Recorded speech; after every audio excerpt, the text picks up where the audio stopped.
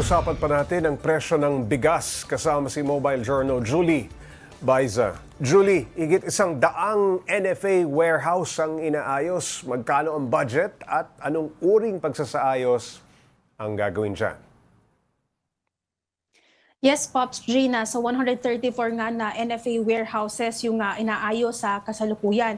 Last year, nagbigay na daw ng 5 bilyong pisong pondo si Pangulong Bongbong Marcos para sa rehabilitasyon nitong mga warehouse na to. And another 5.3 or more than 5 billion yung ibinigay ngayong taon para naman sa pagbili ng mga modern equipment para dyan. Ano ba yung pagsasaayos na ginagawa? Una, Pops, kung makikita natin talagang lumang-luma na yung mga warehouse, kailangan matiyak na secured yung mga bigas na nasa loob niyan, kailangan tiyakin na walang leak, walang tagas, so hindi mapapasok na mga insekto yung loob. Doon naman sa mga equipment, Pops, meron na doon na mga tuyo ng palay at iba pang modernong magagamit na mga magsasaka para mas mapabilis yung proseso.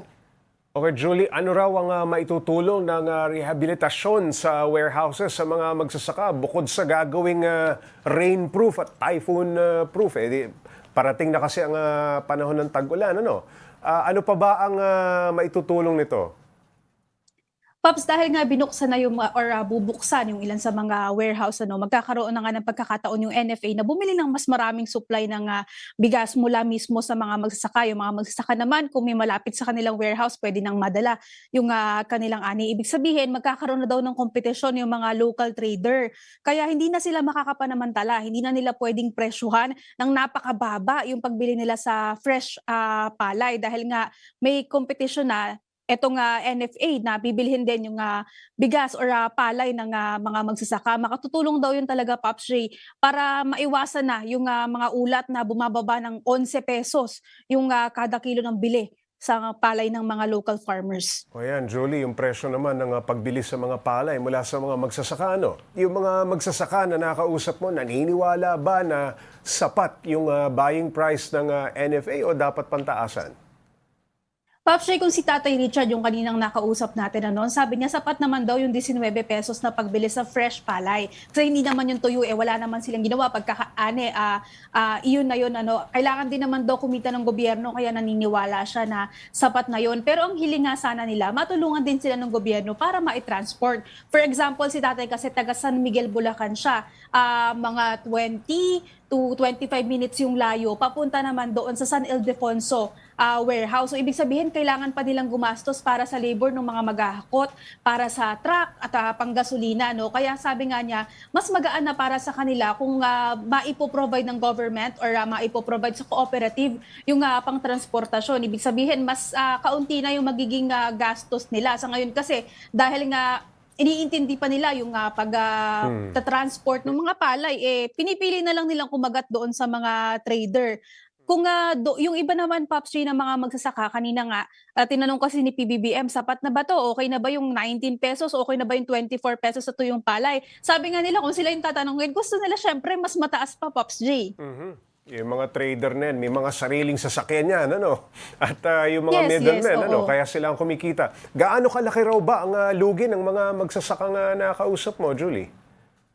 Yung ilan sa kanila, Pops Ray, sa loob ng 4 na buwan na pagtatanim hanggang sa pag-ani, halos 50 pesos per day lang daw yung kinita. Ibig sabihin, parang around 1,500 per month. At sa loob ng 4 na buwan, 6,000. Ang sabi nga ang nila, laki na paano mo nawawala. naman masasabing Oo. kita yun? Oo. Paano mo nga daw masasabing kita yun?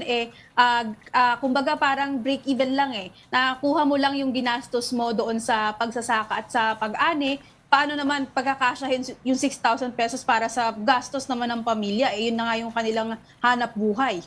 Julie, bukod sa presyo ng bigas, ano pang hiniling ng mga magsasaka sa ating gobyerno?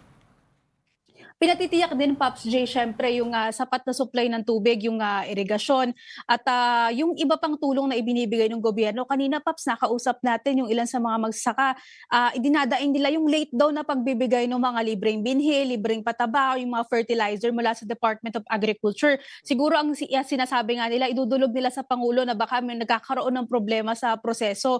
Kasi hindi na daw napapakinabangan ng ilan sa kanila yung mga libreng pataba na sana malaki nga yung tulong na maibibigay sa kanila, no? Yun nga yung goal din naman ng DA na maibsan sana yung ilan sa mga gastos nila para mas malaki yung maging kita nila. So irigasyon, yung mabilisan ang pagbibigay ng mga binhe, pataba or ayuda para sa kanila. And yung transportation, inulit nila yung Pops Jay, malaki yung maitutulong kung yung kooperatiba, yung LGU, magkakaroon nga ng libreng transportasyon para sa kanila. Pero ang sabi nga din kanina, Pops, tingnan din kung nasaan bang area itong mga warehouse na to kasi baka masyadong malalayo din doon sa mga lugar kung saan mataas yung production ng palay. Oo. Ilan pa sa mga hiniling nila, of course, Pops Jay, is yung immediate action doon sa kapag nagkakaroon ng problema, kung meron daw mga report na mga nananamantalang trader, sana daw kaagad na aaksyonan yung mga ganun. Lahat naman yan, Pops, pinakinggan ni PBBM and even ng mga opisyal ng National Food Authority kasi sila yung unang nagkaroon ng dialogue bago dumating ang Pangulo. Bago sa NFA warehouse, nagtungo muna, Julie, si PBBM sa Metro Pacific Farms. Ano ang ginawa niya doon? Yes, Pop, inikot niya yung Metro Pacific Farms kanina. No? Tiningnan niya yung mga bagong nakatanim dyan at kung gaano nga yan kalawak. Kasi, Pops, ang layunin nitong Metro Pacific Farms, mapalakas yung ating local vegetable production through innovation, Pops J. So, makabagong teknolohiya, paggamit ng teknolohiya sa pagtatanim. Iyan naman daw ay nakasagka doon sa layunin ng Administrasyong Marcos na matiyak yung food security at masuportahan yung modernisasyon ng sektor ng agrikultura. Maraming salamat, Mobile Journal Julie Baiza.